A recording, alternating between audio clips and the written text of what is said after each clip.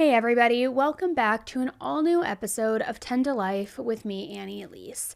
Now, what we're talking about today is a little bit different than how we usually talk about these cases, because today's case, without a doubt, is horrific. And while all of the cases that we discuss are, of course, distressing, this one particularly is just extremely heart-wrenching, because today we're talking about the death of Malinda Hoagland, and some of you might actually be familiar with her story. Some of you may not. But regardless, this is a case that definitely needs to be talked about. Now, in addition to just talking about this case, I've also been in contact with members of Malinda's family, and I really just feel like I want to help them bring awareness to Malinda's story. That's their goal, and hopefully we can help make a change. And the goal, of course, always is preventing this from happening again. Because that's really the thing about this case, is it didn't have to happen. This tragedy would have been completely, entirely avoidable if proper precautions had been put in place. The system that was supposed to help protect Malinda just completely failed her. There's a lot to go over, guys, and I'm going to tell you what the family has shared with me. We're going to go through some audio, and we've got a lot to get into. So let's jump right in.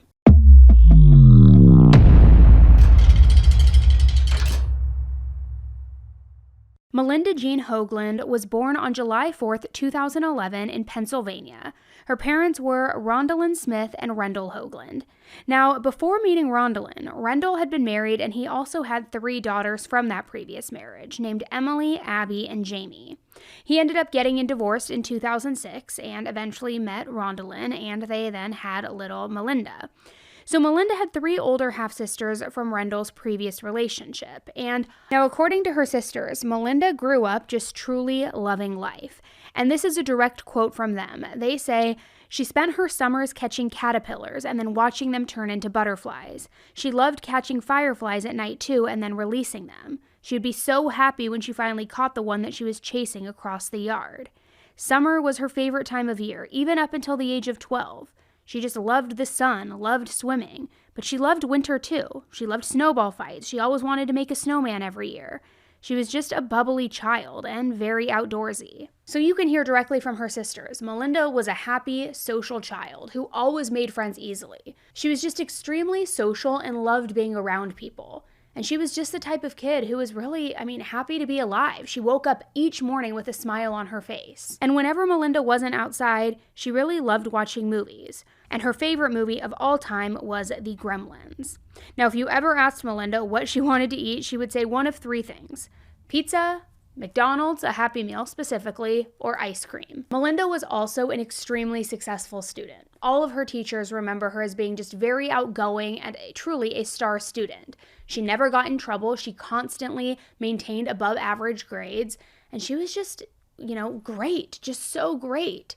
She was even known to write thank you notes to various staff members at the school. She'd also go out of her way to thank the cafeteria staff for giving her food and for always just being nice to her. She was truly just a great kid, and there's no other way to put it, and that's why I wanted to give so much backstory about her, because I just really want to illustrate who she was. A happy kid, a good kid, a kind kid to all of her friends and to others and to her elders. What more could you ask for? Now, because they were half-siblings and had another mother, Malinda's older sisters spent the majority of their time with their biological mother. However, they would stay with their father, with Malinda, and with Malinda's mother over the weekends. And her sisters remember their father being just a very traditional disciplinarian. He was strict, but not in a way that was ever concerning, just how a lot of dads are. Now, ultimately, when Malinda was just 8 years old, in 2019, her parents ended up separating. Because of that, they split custody of Malinda, with her father having primary custody. She would stay with him during the week, and then she would spend 3 weekends out of the month with her mother. And over the summer, they would split custody 50-50 and alternate weeks and just kind of go through that pattern.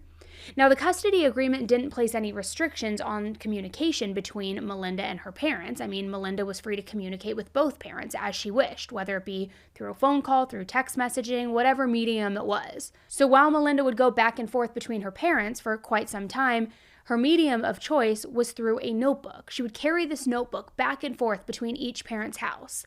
And in that notebook, they would write notes to each other just about various things. That's how the two maintained communication with one another.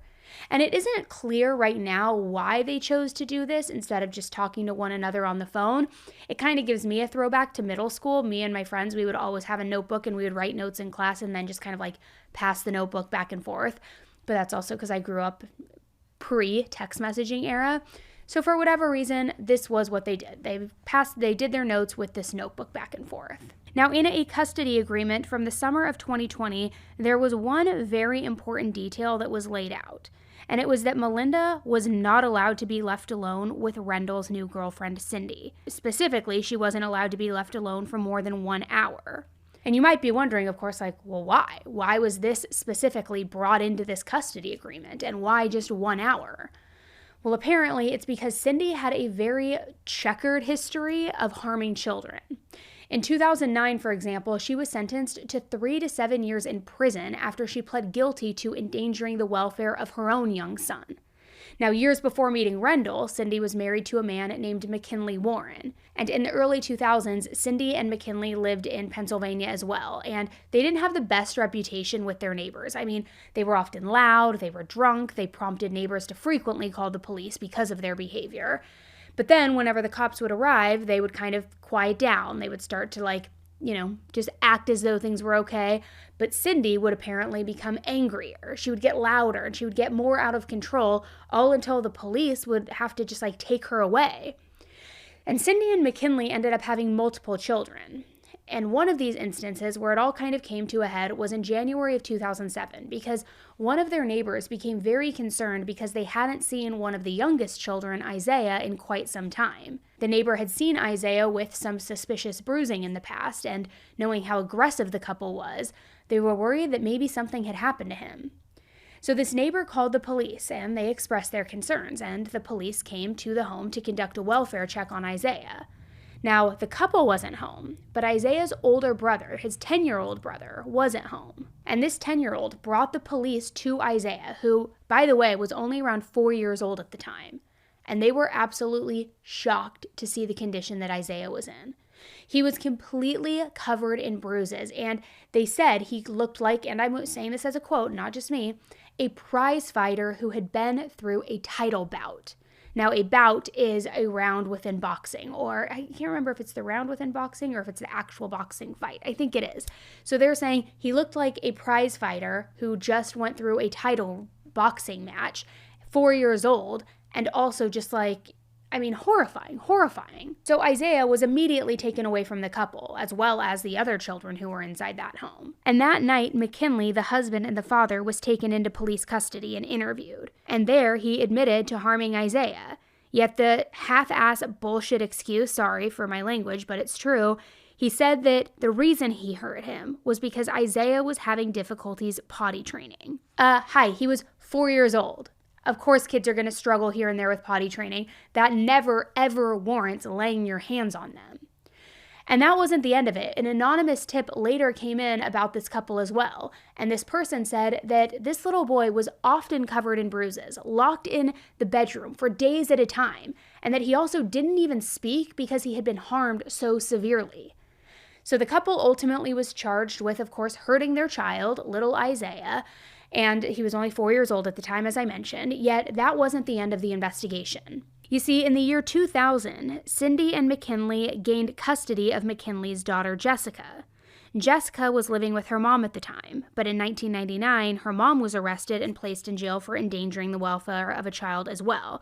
Now, I'm not sure if it was Jessica or another child that was endangered, but nevertheless, Jessica went to go live with her father. And on December 1st, 2000, Cindy and McKinley took Jessica to the hospital. They told the doctors that Jessica had fallen out of this parked car, that she had hit her head on the curb, it caused her to go unconscious, and they needed to get immediate attention.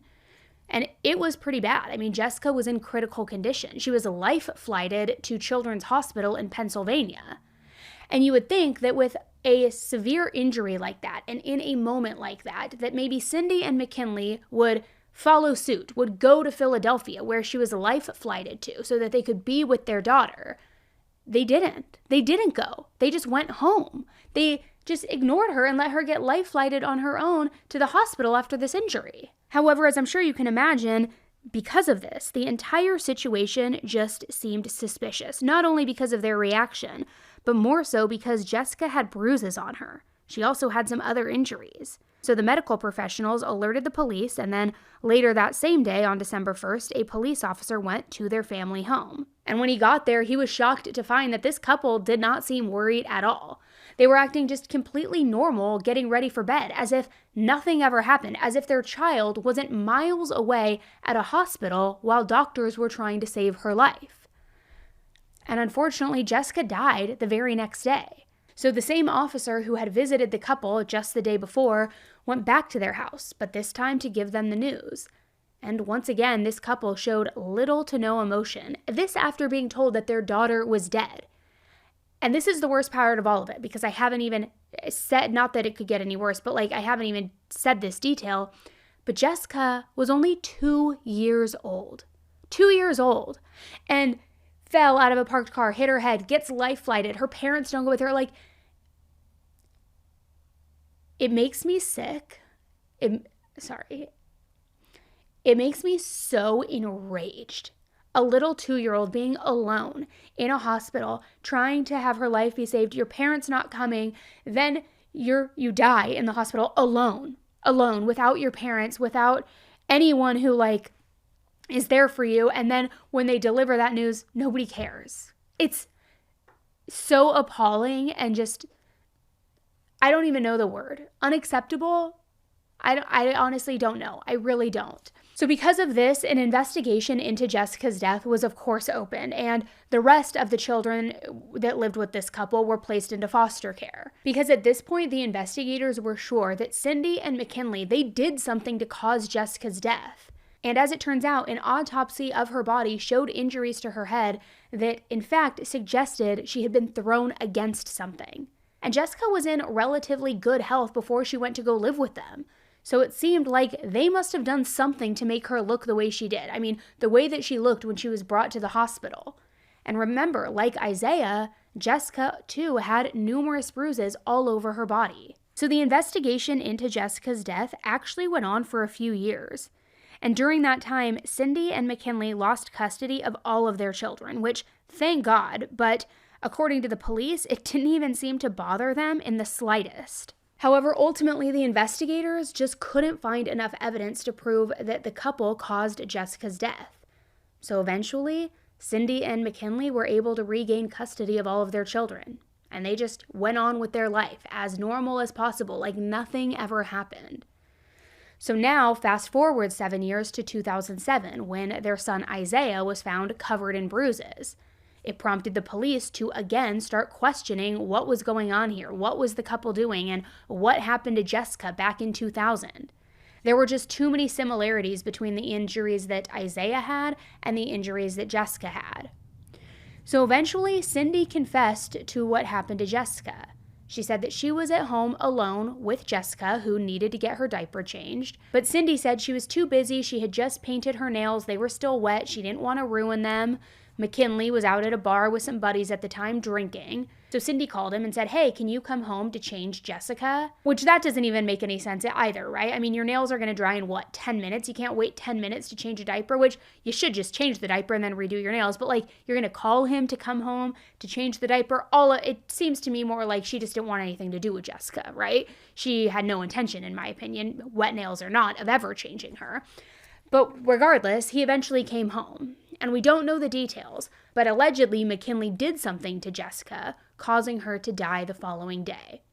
And basically, it seemed like he beat her to death. So McKinley was not only charged with harming Isaiah, but he was also charged with causing Jessica's death in 2000.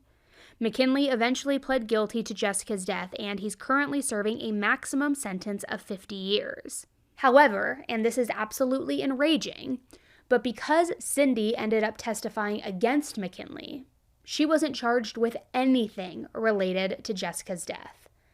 But in January of 2009, she pled guilty to endangering the welfare of her son, Isaiah. During this, Cindy's friends and brother asked the judge to be lenient with her sentencing because, according to them, they said Cindy was a kind, loving mother, a fun mother. They claimed that Cindy was also being abused by McKinley and that the police had done nothing to help her get out of the situation, that she was just a victim as well. And one friend even said, she kept calling the authorities, who did nothing, until finally it took an outsider calling for them to do anything. Just being away from her husband is a good thing for her. But for her to now lose her freedom, it's unfair. She doesn't deserve this.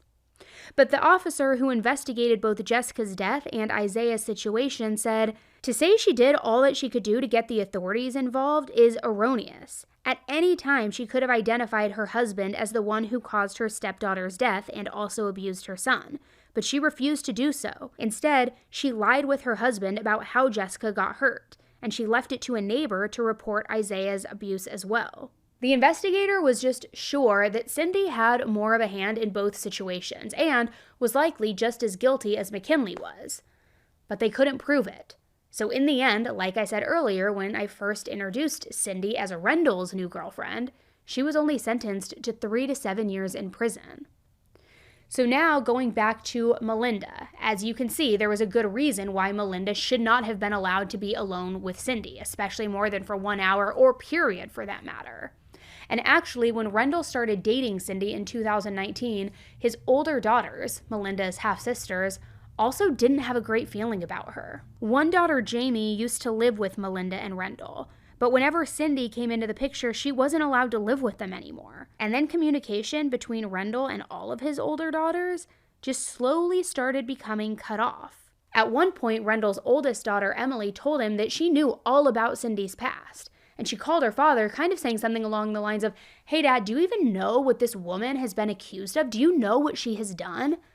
But Rendell basically just brushed her off and said, you know what? It's not a topic that we are going to be discussing. So Emily just held on to the hope that Cindy had maybe changed and that Malinda wasn't in any real trouble. Then in 2023, Cindy, Rendell, Malinda, and Cindy's youngest son, Gavin, moved away from Monroe County.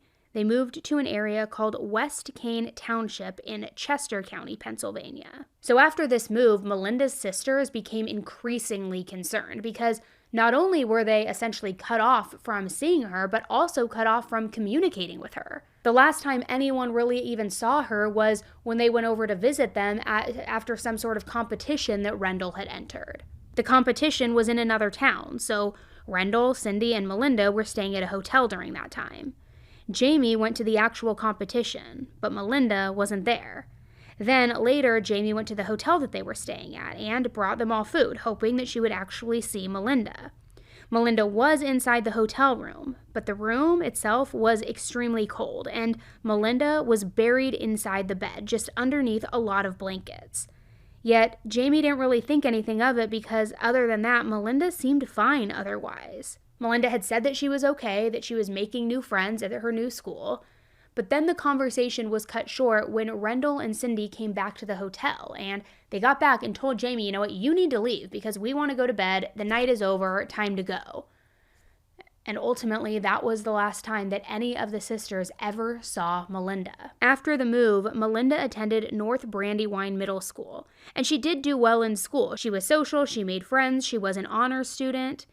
However, as time went on, Malinda started to be absent from school a lot. And in total, she accumulated 35 absences in the school year. 10 of them were excused, while 25 of them were unexcused absences. And then eventually, by late November, early December of 2023, Malinda was pulled out of school entirely. She was placed in this online charter school. And we know that this is never a good sign, right? If a child is being absent from school time and time again and then ultimately just gets removed from the school, it's for a reason. It's because somebody doesn't want them either speaking to somebody at school seeing something on them, there's something else happening. I mean, they're isolating them more and more. And at that point, hardly anyone saw Malinda. And by January 2024, just a couple months after she was moved into this online school, her dad stopped posting pictures of her on Facebook altogether. Yet he continued posting pictures of himself, Cindy, her son Gavin, He would even post pictures of himself and Gavin going to the movies or attending one of Gavin's Boy Scout events. But Malinda was never in those photos. And if Rendell was going places with Gavin, it might make you wonder, okay, well, where were Malinda and Cindy then? The last pictures that Rendell ever posted of her were from Christmas 2023. And in the pictures, Malinda's appearance was very concerning. She looked very thin, very tired. It was just such a stark contrast to the pictures that had been posted of her before. And in a few of these pictures, you could even see what looked to be bruises on her hands. But still, during all of this, Malinda seemed fine for the most part, because whenever she attended her online school, she always had her camera on, she was always smiling, she would actively participate in the class. She still maintained excellent grades. She often worked ahead of her schoolwork. She even received Student of the Month in March of 2024. And in late April, she was placed in all honors classes. She was just such a bright girl. Then on May 3rd, she was seen again on camera and seemed to be doing okay at the time. However, just one day later, on May 4th, 2024, Rendell called 911 and said that his daughter was unconscious. Police arrived at their home around 7:28 p.m., and when they saw that Malinda was unresponsive, they immediately brought her to the hospital. And about 2 hours later, at 9:58 p.m., Malinda was pronounced dead. Rendell said that Malinda had run into another kid on the water slide and that she had also hit a tree while she was riding her bike. But that didn't explain all of the other injuries that the doctors and the nurses found on Malinda. When she came into the hospital, Malinda weighed only 50 pounds. She did not have any fat on her body. And just for reference, the Center for Disease Control says that an average 12-year-old should weigh between 68 and 135 pounds. Malinda weighed 50 pounds. That is how much my 5-year-old weighs. There was no doubt that Malinda was emaciated. And get this, the last time that she saw a doctor was 3 years earlier in November of 2021, and at that time, she weighed 77 pounds. So tell me how over the course of 2.5 to 3 years, as she's growing, as she's getting older and getting taller and going through growth spurts, how does she lose 27 pounds? That makes no sense. And when the nurses asked Rendell and Cindy why Malinda was so thin, they just said that she had steadily been losing weight over the past few months. They said that they were planning on taking her to a doctor, yet they just hadn't gotten around to it yet. And on top of that, Malinda had damage to almost every organ in her body. She had 6 broken bones, she had ulcers, numerous lacerations, and upwards of 75 bruises and pressure sores on her body. Malinda was described as broken and barely alive when she was brought to the hospital. Her arms and legs were what they quote as saying deformed. And it was obvious that this wasn't because of some bicycle accident. I mean, something way more sinister had been happening here. So the hospital notified the police about what happened, and they immediately launched an investigation into Cindy and Rendell. And what they found was absolutely horrifying. They searched their home on May 5th and 6th, and they also seized a variety of items, including a ring camera, multiple laptops, multiple pairs of handcuffs, leg shackles, phones, tablets, locks and keys, lighters, multiple pieces of clothing, notebooks, and various other cameras. And what they found on these cameras and in Rendell and Cindy's cell phones was absolutely disgusting. Investigators discovered that since around 2021, for years now, Malinda had been subjected to intense harm and very intense torture, all at the hands of her father and his girlfriend. Investigators found that Malinda was often relegated to the basement of the home.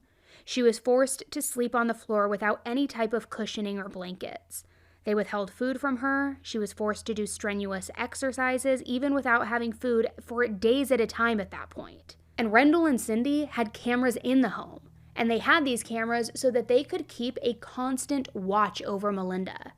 These cameras also had microphones in them so that they could speak to Malinda whenever they wanted to through this camera. And they can be heard on these recordings, guys, berating Malinda for just the slightest things, like forgetting to do chores, forgetting to do her homework, not smiling while her camera was on during school, not sitting properly, having accidents because she wasn't allowed to use the bathroom, for stealing food. I mean, you name it, they just tormented this poor girl. Police even discovered that they had put a padlock on the pantry just so that there was zero chance of Malinda having access to food. Rendell and Cindy would also take videos and pictures of this torture on their cell phones. They often would send these videos back and forth to one another, almost to showcase what they were doing or to brag or gloat or be like, look what I did with her today, or look how she's responding. I mean, it is sick. And in one video from December of 2022, Cindy accuses Malinda of lying and hurting her feelings. So as a punishment, Cindy made Malinda hold a stack of books over her head for 25 minutes. But as a 50-pound 12-year-old would do, just 15 minutes in, Malinda drops these books to the floor. So then Cindy hits her in the head with a metal spatula. She then made her pick up these books all over again and start over. She also said that she was going to be beaten all night. So while Malinda was holding these books over her head, Cindy just would continually verbally berate her, telling her she's going to have to eat hot sauce for dinner, telling her that she was, worthless. Cindy even sent Rendell a text during this incident and said, quote, "Beat her as soon as you come in. Throw her in the shower and we'll put more books on top of her." And the day after this incident, Malinda missed school for, quote, "unknown reasons." Remember all of those unexcused absences? In multiple videos, Malinda's hands were cuffed and her legs were shackled. She was often shackled to various pieces of furniture too, for example, like an air hockey table in the basement. As I said, she would be forced to do these strenuous exercises even when she was shackled. She would have to walk in place, she would have to do squats. She was also forced to hold what they called stress positions, like a squat, for very long periods of time. Authorities even discovered that while Malinda was attending online school, her feet were still shackled. She was chained to the furniture. The shackles and the chains were just placed in a way that they couldn't be seen on camera. We've seen so much of that since the pandemic, right? Where people are wearing, a suit and tie up top and pajama pants on the bottom because nobody can tell the difference. That's kind of the same thing here, but in a much darker and disturbing way, where she's being seen on camera from the top up, but from the waist down, she is shackled and handcuffed to furniture. And while they were doing all of this, Cindy and Rendell would just verbally yell at her, berate her, and in one video, Cindy can even be heard saying, "Keep moving, and don't look for breakfast or lunch tomorrow because you're not getting it, and you won't get dinner either because I'm not getting up." Investigators discovered that the very first conversation between Rendell and Cindy about harming and injuring Malinda started all the way back in 2021. And from June to September of 2022, Malinda was repeatedly not given food, water. She was constantly forced to hold those stress positions.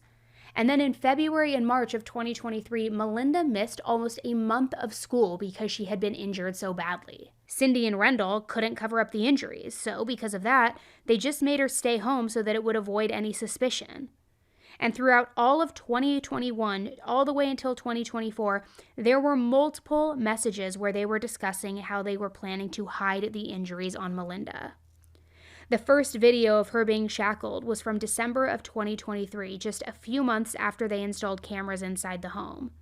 And in April of 2024, 1 month before she died, they also rubbed soap in Malinda's eyes. And this was so bad that it caused her to have vision impairment.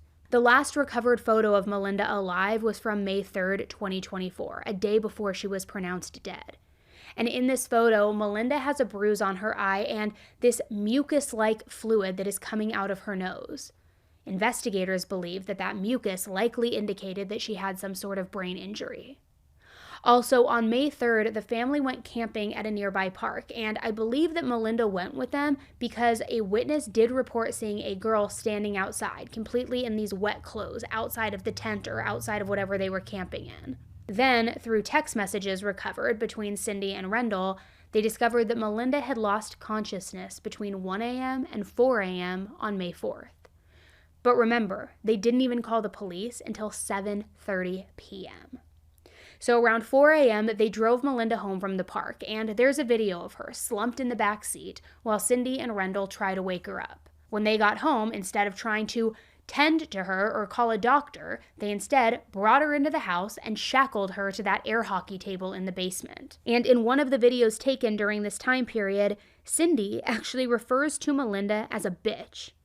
So hours go by with Malinda being unconscious, and they still didn't call 911, they didn't bring her to the hospital, they didn't do anything. And according to them, it's because they thought that Malinda was faking being unconscious.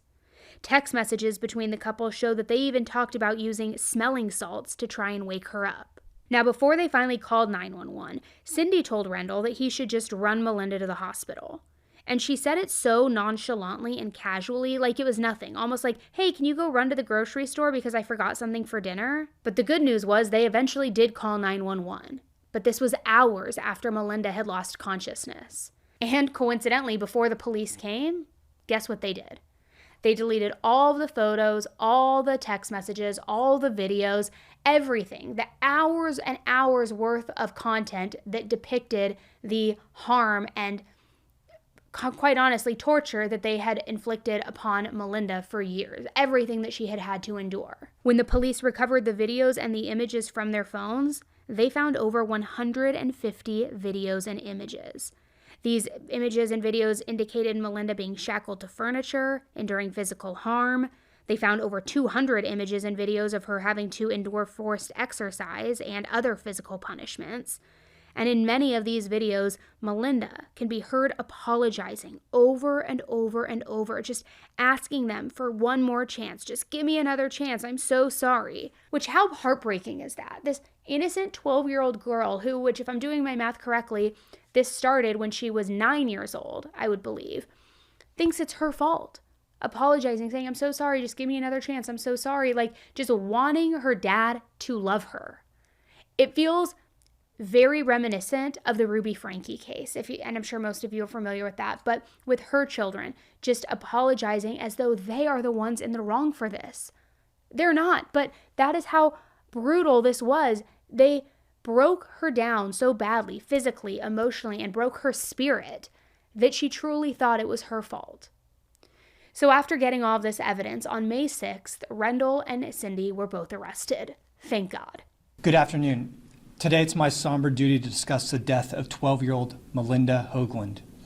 We are here to announce that we have arrested Malinda's biological father, Rendell Hoagland, and his girlfriend, Cindy Warren, on charges of attempted homicide, aggravated assault of a child, kidnapping, and other related charges. As always in our justice system, these defendants are innocent until proven guilty, and what I'm going to be talking about today is going to be difficult to hear, and I may struggle to get some of the facts about this case out, so I ask that you please bear with me. On Saturday, May 4th, the West County Police Department and the Westwood EMS responded to a 911 call from Rendell Hoagland, who reported that Malinda was unconscious and non-responsive. Shockingly, they found a 12-year-old girl who was broken and barely alive. Our investigation revealed that Rendell Hoagland and Cindy Warren subjected Malinda to evil and torment that no child should ever have to endure, and they did it for months. Based on this and other evidence, we decided to charge the defendants with attempted murder. They were arrested last night. Their bail was set this morning at $1 million cash. We are awaiting a variety of medical-related reviews and reports to be concluded, at which point we will decide whether to charge the defendants with murder of Malinda. These reports can take weeks to obtain, and we'll determine whether those charges are warranted when we have a chance to thoroughly review all the evidence. And because this is an ongoing investigation with respect to those potential charges, I'm not going to be taking any hypothetical questions about murder today. But in the following days and weeks, everyone is going to ask, how could this happen to a 12-year-old in America? I don't have the answers right now, But what I can say immediately is that Malinda seemingly had limited access, incredibly limited access to the outside world from the moment that she was pulled from school. And what I can also say is that on Saturday night, when police and first responders truly encountered Malinda in a state where they could recognize something was wrong, they did everything in their power to save her. And while we wish that the 911 call had happened sooner, it's very clear that everyone rang every alarm in every direction to make sure that she was taken to the best place and that the best investigation could happen in an attempt to make sure that she could be safe if she could be saved. So if there's something to take from this right now, it's that if you have concerns about the safety of a child, even of a child that you hardly know, you should say something. Call 911. Call Childline at 1-800-932-0313. Childline reports can be even anonymous when you file them correctly. And if you think you have information about Malinda's case, please contact the Chester County detectives immediately at 610-344-6866. There's a 9-year-old child in the home that is Cindy Warren's biological child. He appears to have been very well treated and unharmed and is out of her custody currently, obviously. However, on July 25th, 2024, their charges were upgraded, and the Chester County District Attorney shared even more about what they had found throughout their investigation. Good afternoon. I'm Chris DeBarena-Sorobe, Chester County District Attorney. It's my unfortunate duty today to come before you and to again discuss the death of 12-year-old Malinda Hoagland. This morning, we upgraded the charges against Rendell Hoagland and Cindy Warren. We charged them with first-degree murder, second-degree murder, third-degree murder, kidnapping, and hundreds of related charges. The defendants are currently being held in Chester County Prison. Because of the nature of the charges, bail is not available to them. And although more conversations to have with Malinda's family, and although we have more work to do on the investigation front, I can stand here before you today and say that we intend to pursue the death penalty in this case. And then as we investigated, a preliminary number of cell phone videos clearly showed that Malinda was terrorized by the defendants. And since our last press conference, we've had a forensic pathologist make a number of findings during Malinda's autopsy. Malinda died of starvation and blunt force trauma. She did not have any disease. She did not have something that caused her to lose weight.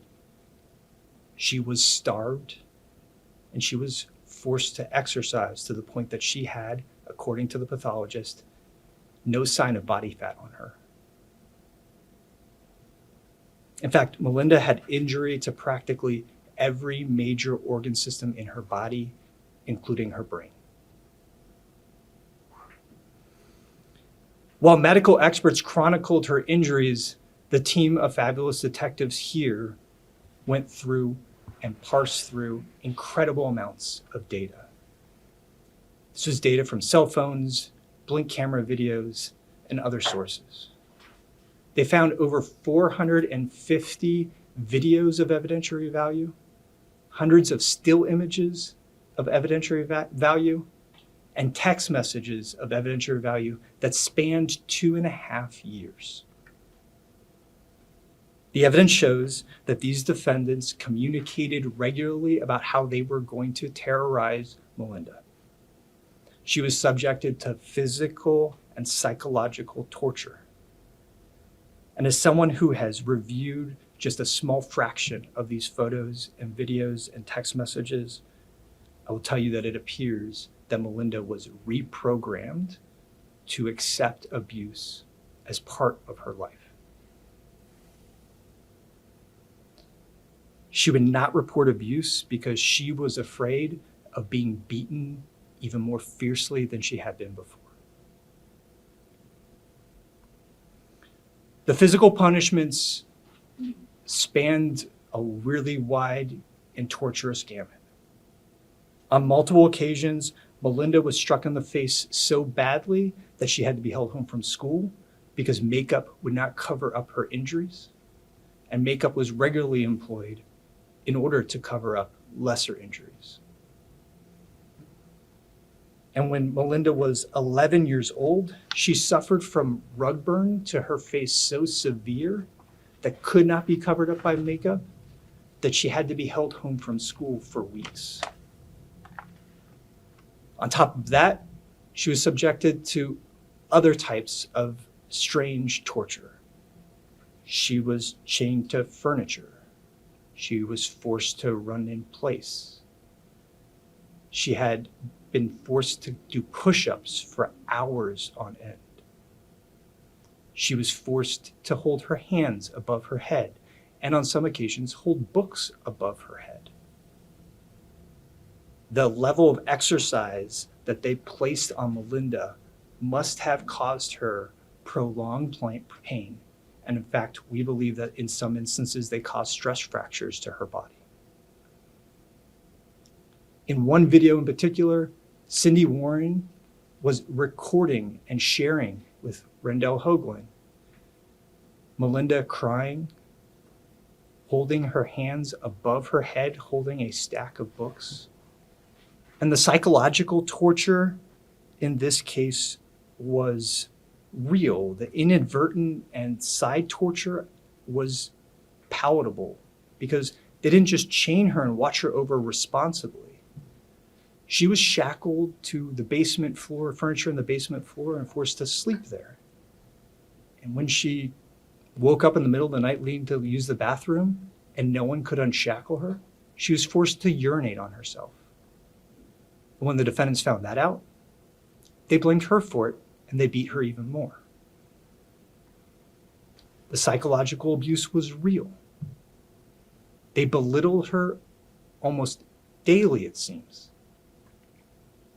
They told a child that they were going to kill her. They forced her to do endless amounts of chores. They forced her to do endless amounts of exercise, all while berating her and calling her an idiot, saying that she was worthless. When in fact, this little resilient girl, while enduring all of this, was excelling at school. Just months before her death, she was placed in honors classes by her cyber school. Another question that we've seen and we want to talk about, because we've been, and I hinted at earlier, is will we charge the death penalty in this case? We are pursuing the death penalty here. I'll talk a little bit about what that process looks like. Every first-degree murder charge, when it is supported by certain factors, is eligible for the death penalty. One of those factors that we are to consider is torture, regardless of the age of the victim, whether they were tortured before or as part of their killing. And that is the primary factor, although we are researching others that involve in this case. The next step legally is for us to file paperwork at the time of arraignment. So that's the next legal proceeding that occurs after a preliminary hearing. And we intend to file that paperwork. But I want to tell everyone, like in every DA's office across this Commonwealth, that determination is not set in stone. Because we have been working on this aspect of the case, the investigation phase, I have not gotten a chance to personally sit down with Malinda's family. They will be consulted as part of the final determination of how we proceed. And we will be looking at other factors that were required to pursuant to the death penalty statute. In the end, before trial, we will make our final determination as to how we are going to proceed with the death penalty. But I can tell everyone right now, we will be filing that notice at the time of arraignment. Now, as you can imagine, when all of this came out, many people were asking, how could this have gone unnoticed? Clearly, Malinda had visible injuries on her. Didn't anybody notice? Friends, family, teachers at school? How could this go on for so long without anybody noticing anything or anybody saying anything? Another question that I think we all are asking is, what in the world could we have done to prevent this?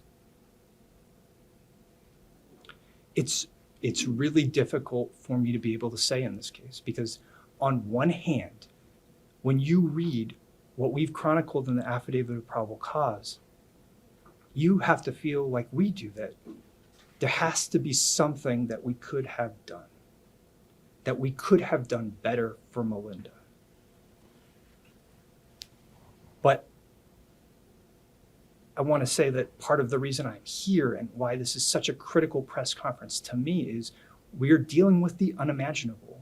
And I think it's important for school districts, law enforcement, CYFs across the state and across the country to see what happened here.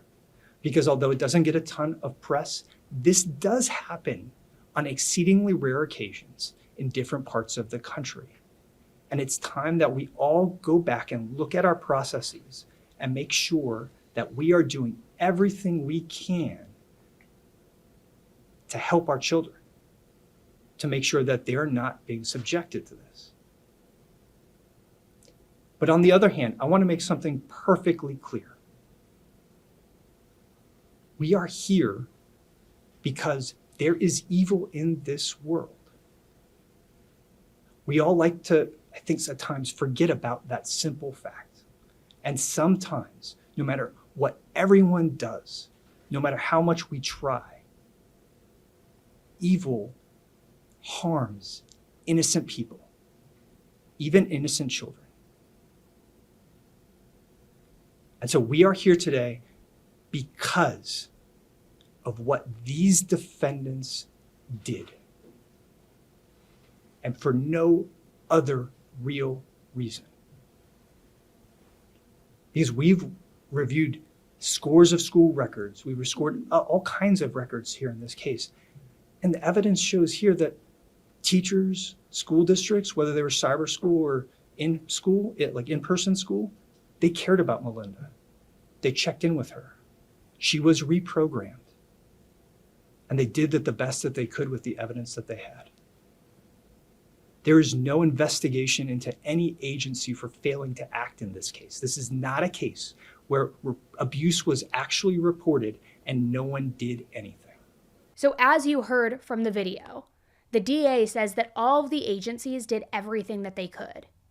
But obviously, a lot of people are questioning whether that's true or not. It was reported that Malinda's school, when she attended school in person, didn't report anything to CPS. Yet there was a report in the fall of 2023. Someone at Malinda's school did call the Pennsylvania Child Hotline and reported that they suspected that Malinda was being harmed. And I have found some sources that say a CPS worker did visit the home. However, some say that CPS employee just called Malinda's father. So I don't know what scenario really truly took place. But nevertheless, Rendell just claimed that Malinda was injured while jumping on a trampoline. And I'm assuming that this report had something to do with how thin Malinda was, because Rendell also claimed that they had caught Malinda eating extra food for breakfast at school. So they were no longer giving her food in the mornings because she was apparently sneaking extra food at breakfast at school, which, hi, that just indicates that this girl is hungry, Like, are you out of your freaking mind? And he further bolstered this theory by saying that Malinda would meet with a counselor to discuss what he called her eating issues. And he said he would talk about it with her doctor at her next appointment. However, that visit with the counselor and the doctor, of course, never happened.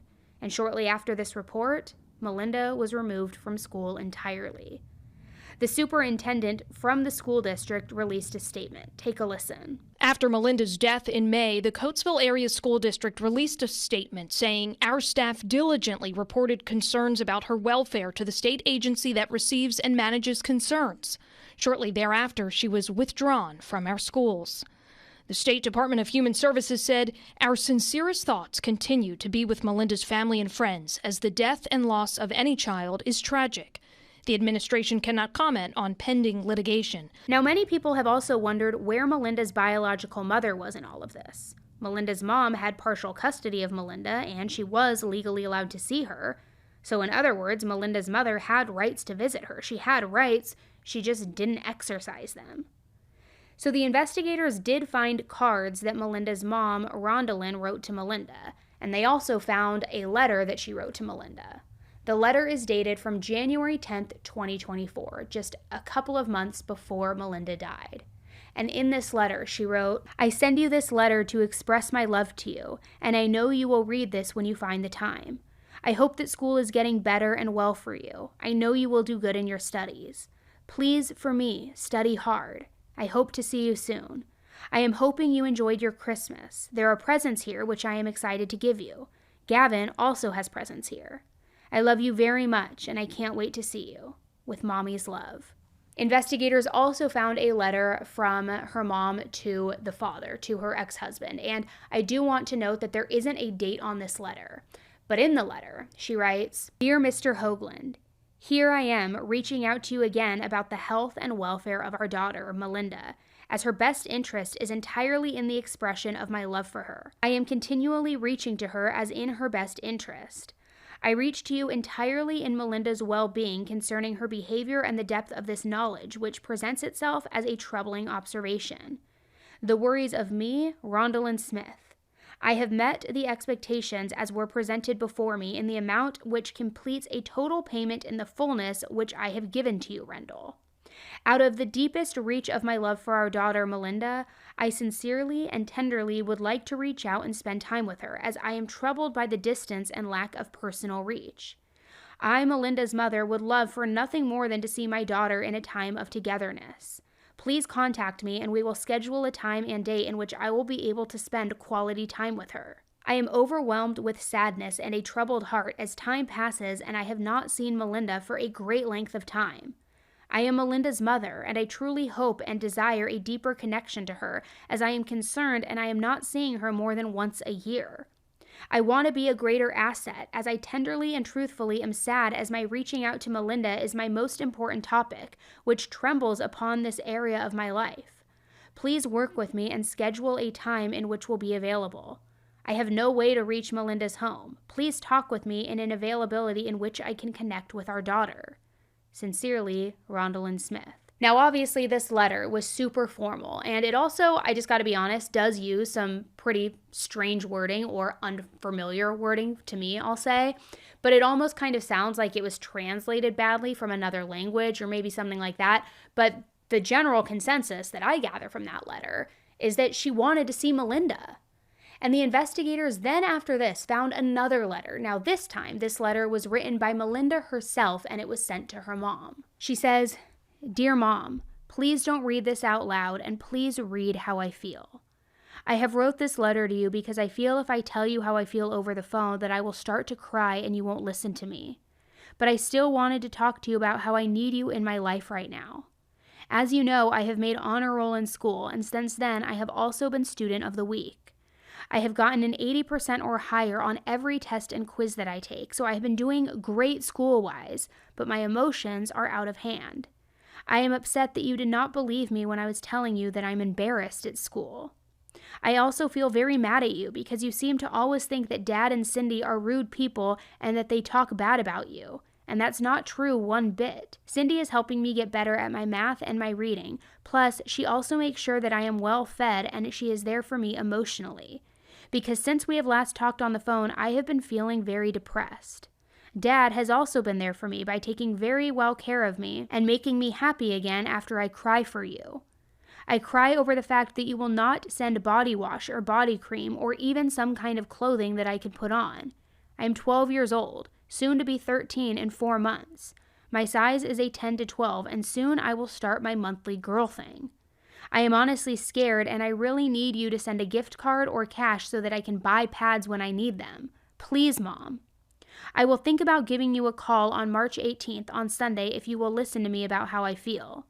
Once you have read this, please call Dad and tell him that you got the letter. And don't start saying anything rude or mean to Dad or Cindy if she's there, because I feel strongly about how you talk to them. Plus, if you do act rude or mean, then that will tell me that this letter was a waste of my time and that you truly don't care about how I feel. I hope you will listen to Dad and Cindy. With hope and love, Malinda.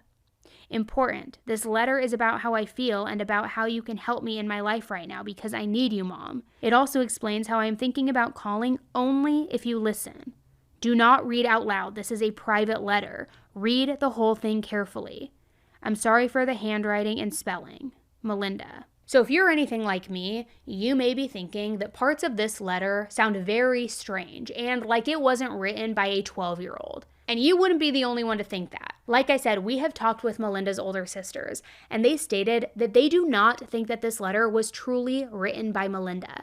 Yes, they think that it's her handwriting, but they don't think that those are actually Malinda's words. Not to mention, why was there such an emphasis in that letter about Cindy and her dad, about sending only money, not seeing her, about how she treats them, how she talks to them? No. This does not, it feels like it was much more at the direction of Cindy and Rendell. Also, the note in there where she says, they're keeping me well fed. What 12-year-old says that?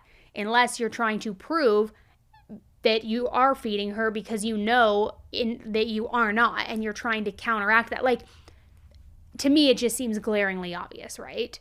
Now, overall, Malinda's sisters don't know why all of this abuse happened to Malinda. Nobody really does. And like I said, after Cindy came into the picture, they had no contact with Malinda.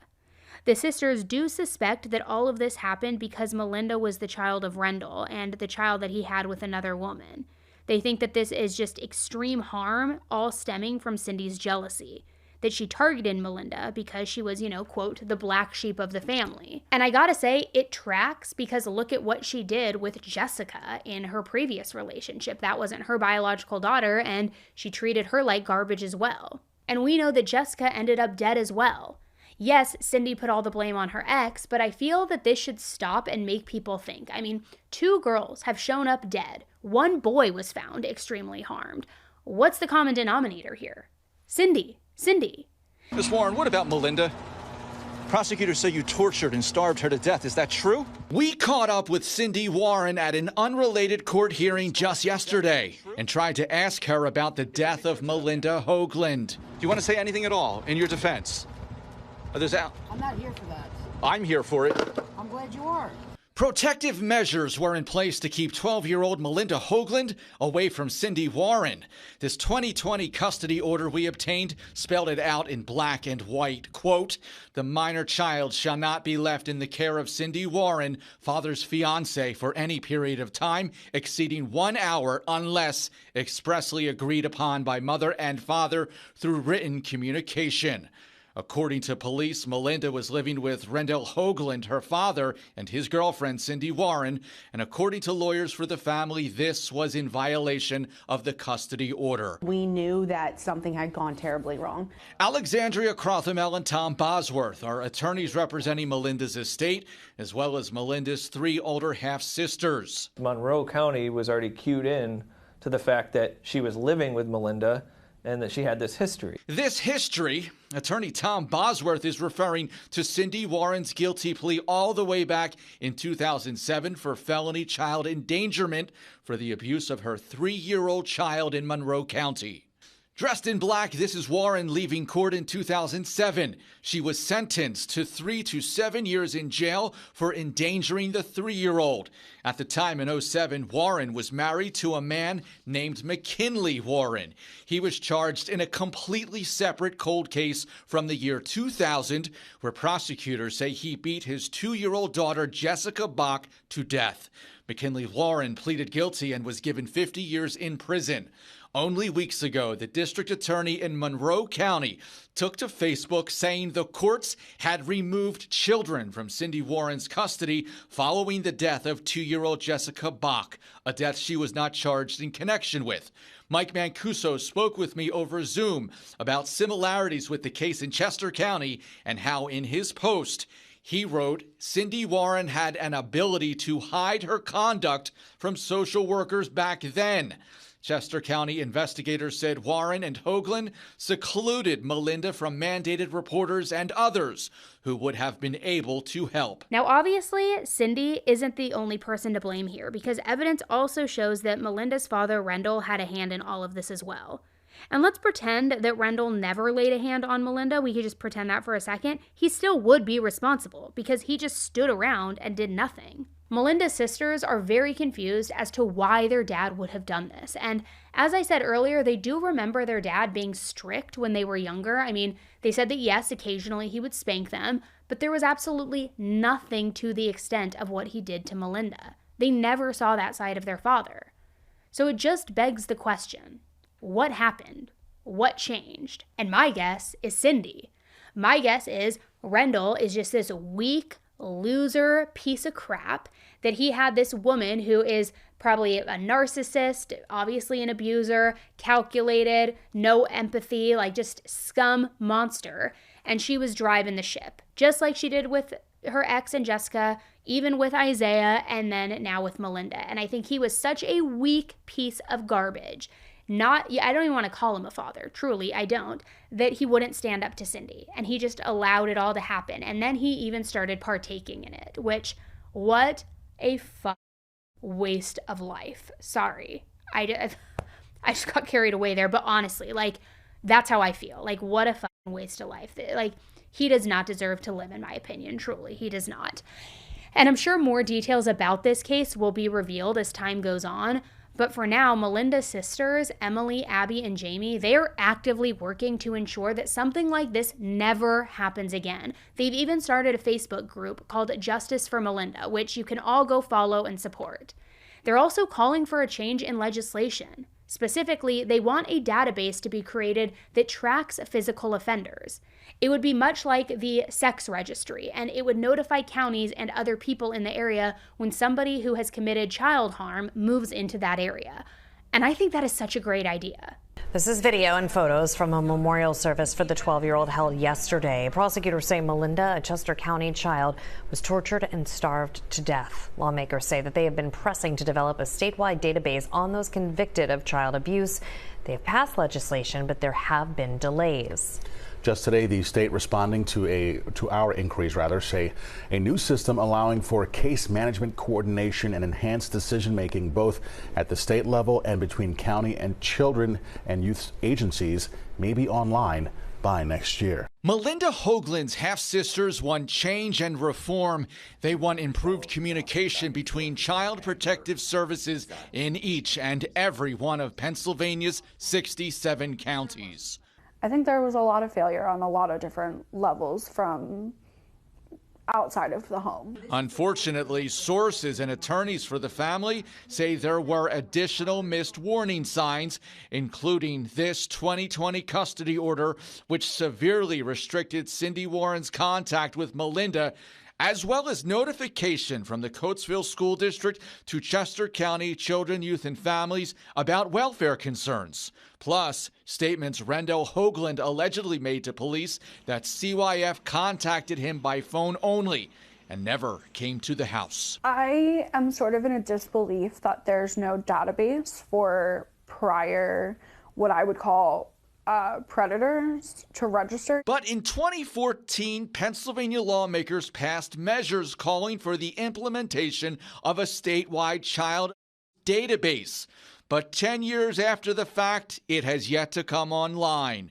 We asked the State Department of Human Services for an update. To hear also that there had been a history of abuse from Ms. Warren, and that troubling that the systems failed her and that the adults failed her. And, hopefully we can find legislative solutions to work on that. House Bill 321 sponsor, Representative Craig Statz, didn't respond to multiple requests for an interview, but wrote, "Getting this system online will give Pennsylvania a central database for all 67 counties to use, providing up-to-date information on those who have been victims of or who have been convicted of child abuse, so that we can protect the victims and punish the abusers." It's important that we get that system launched because it would allow for the different county offices to coordinate with each other. That was one theme that you've seen between these two cases, the Packer case almost 10 years ago, and this case with Ms. Malinda Hoagland, that there were red flags, or there were cases of abuse in other counties that did not follow the perpetrators of abuse and weren't acknowledged in other counties, or were missed or overlooked. Malinda and her family lived in State Representative Dan Williams' district. You've got real bipartisan agreement in terms of connecting 67 counties communicatively so that these kinds of things don't happen or don't continue to happen, or at least place a barrier of protection around children so that it doesn't happen as frequently. At an event on Monday, we caught up with Governor Josh Shapiro and asked him about the Hoagland investigation. We need to have a system in Pennsylvania that allows counties to talk to one another and share information. And that's exactly what we are building in our administration and what we're working on with lawmakers who want to see the laws change. The main thing we're looking for is change. Attorneys Alexandria Crothamel and Tom Bosworth represent Malinda Hoagland's estate as well as her half-sisters. They say they've been in touch with Governor Shapiro's office about reform. We're trying to get a law passed for some kind of database or register or some kind of alert system for physical abuse. We will never bring that little girl back, and we can never undo all the suffering that she went through. But we can try to get peace for this family and change, and that's really what they want. Malinda's family wants Child Protective Service workers to have broader access to determine if someone has a history of child abuse. There's no way that they should be able to jump from county to county or from state to state and that not follow you. Do you believe there were failures here at multiple levels? Multiple.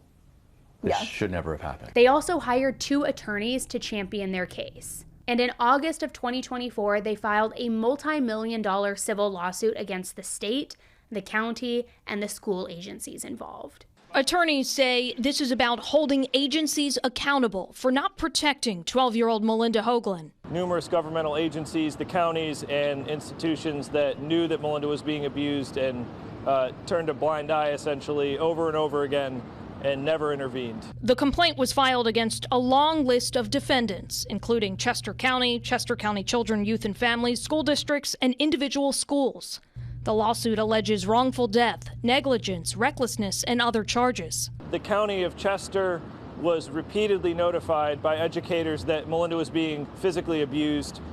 Black eyes, injuries, suspected physical abuse was reported in black and white. Not one time did county officials go visit the home. Attorneys say they hope the lawsuit will also bring about major reform. We need enforcement. We need some governmental agency or the governor or somebody to step in and say this is unacceptable. A CBS News investigation revealed that Malinda Hoagland's father's girlfriend, Cindy Warren, was convicted of child endangerment years ago. What they want is a registry, similar to Megan's Law.